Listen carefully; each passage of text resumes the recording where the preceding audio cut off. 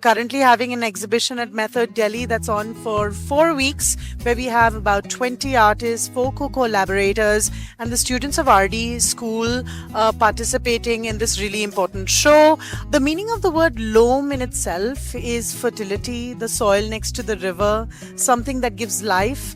We think that children today are surrounded by mass-produced objects that do not give them much imagination. Loam is working with contemporary artists from around South Asia who are thinking about childhood. On my right, we have a work by Mohammad Imtiaz. Mohammad Imtiaz works around water. He works around people who fight against gentrification.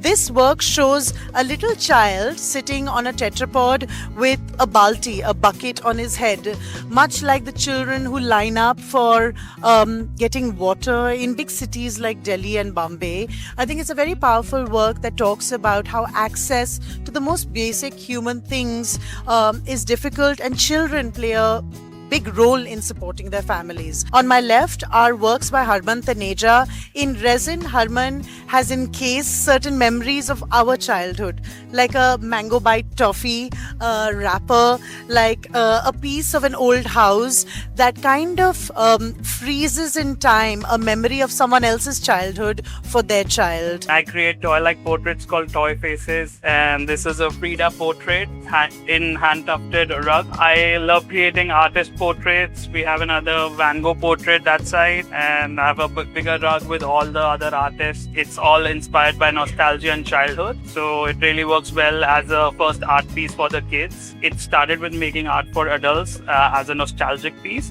but I see a lot of kids resonating with my artwork, and that's always great. Next to me are large works by Vinayak Sarvankar.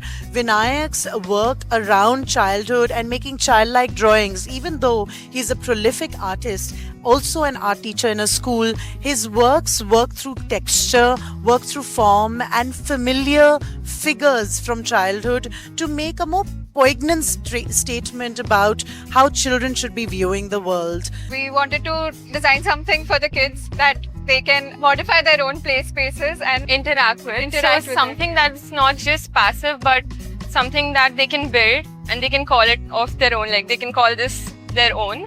And basically this idea is where there are 20 pieces and you can make those 20 pieces into functional pieces, which could be furniture pieces, or you can make your own character, which is, build a story and like how can you make it your own basically. So holiday homework, this could relate to it because it's also sort of a homework to build something, and these are flat pieces and you build something, but it's more fun, it's more colorful, it's more functional, and the name of the piece is Shuffle. You're basically shuffling around the pieces and you keep building new things.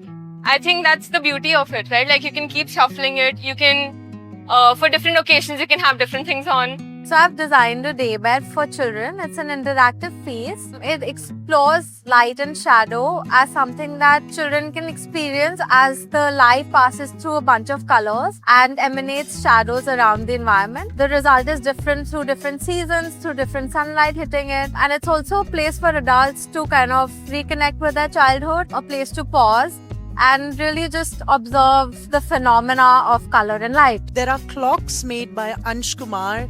These clocks question the idea of time and how it exists for children. We have a very large playscape and a play area that is hand-knitted, crocheted by Lee actually. They have worked with entirely plastic waste to create a massive installation that encourages children to sit down, read. Right next to that, we have the Loam Library curated by Priyanshi Sinha. So come enjoy the show at Loam.